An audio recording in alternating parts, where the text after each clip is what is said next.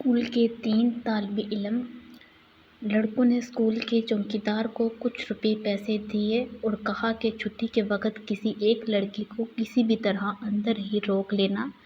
لالچی چوکیدار نے پیسے لیے اور یوں ہی چھٹی ہوئی تو اس نے ایک لڑکی کو گیٹ کے پاس ہی بٹھا دیا۔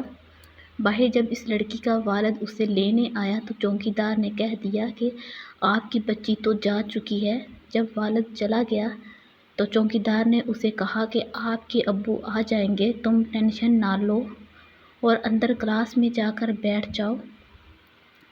جب کوئی آئے گا تو میں تمہیں اطلاع کر دوں گا۔ لڑکی پریشانی کے عالم میں کلاس میں جا کر انتظار کرنے لگی تو چپکے سے چوکیدار نے کمرے کا دروازہ لاک کر دیا۔